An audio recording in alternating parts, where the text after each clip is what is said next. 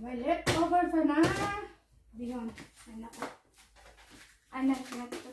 Initin na ito. Initin. Ano pa? Ano ito? Balabo dyan. Wala na nga. Ah. Ito, maanghang. Kalamansi yung flavor pala. Kain tayo guys. Kain. Iba't ibang uri ng prutas.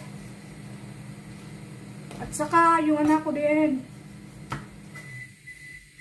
Pagdating dito, galing sa school, pagdating, kain na yung iba't ibang klase. Bumukal na! Bumukal! Yung ito ba? Ikaw ba? Yan.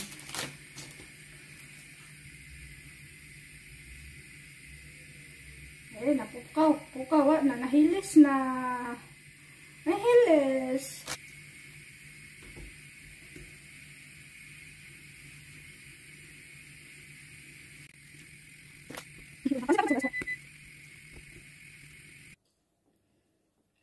Ay, da.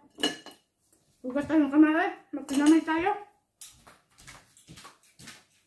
Pagkising namin sa umaga, si Daddy ang mauna sa ubos. Yan na ang maghipos sa mga plato dayon. Tapos, magtimpla yan ng kopi at ako naman ang magpakain sa mga bata.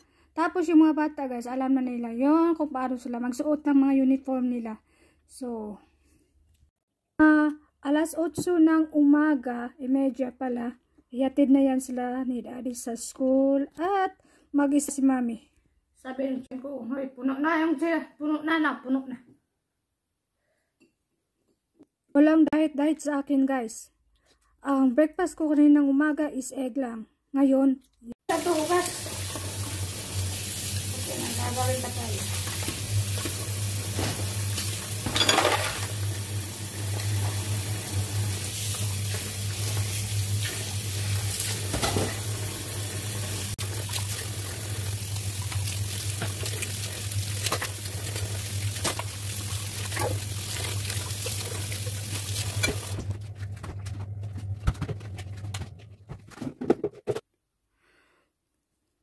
Tapos,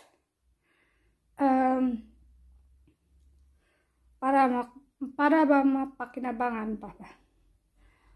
Karamihan yan is, hindi nila magagamit. At yan, ng dinosaur na yan, pwede pa yan, pero, isa-isahin ko nga. Yung mga laruan na to, guys, pamimigay na to. Ayaw nila maglaro. So, pamimigay natin. Kasi para ba mapakabinabangan ba sa ibang tao ba? Malapit ang matapos ang aking ginagawa. So, padayon. O, diba? Yun na lang ang natira nilang laruan. Tsaka yan. Tawan. Yun. Para yan sa charity. Pamimigay. At itong mga box na to, guys, i-arrange natin. Marami yan sa taas. Bago kasi sila matulog, kailangan ko magbasa ng books para sa kanila. Story books. Before sila matulog. So, i-arrange natin yan. Anong nilagay? Sa box.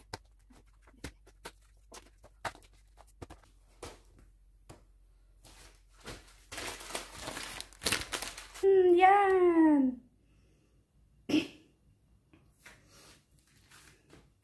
O, diba? Linis na. Yan, guys. Papalitan namin ito yan. Para dyan talaga yan. Na-order na ang glass. Next week, papalitan na yan at yun ang labas ng bahay. Yan. Magsampay muna tayo. Kasi ako araw-araw maglaba. Kasi iba kasi pag naglaba ako, hiwalayin lahat. White, the color. Puro mga once a week lang ako maglaba. Pero marami yan sila. Ibahin. Ayoko kasi maglaba ng Malaki kasi yung washing machine, kaya yun na lang ginagawa ko. Para save din ba. Maliligo na ako guys. Oh, ang init dito. Basta summer ba?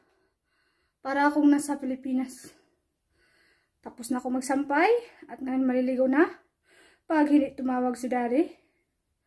At meaning to say, ako ang kumukuha ng mga bata doon sa school. So, close ko na to vlog na to guys. Bye-bye!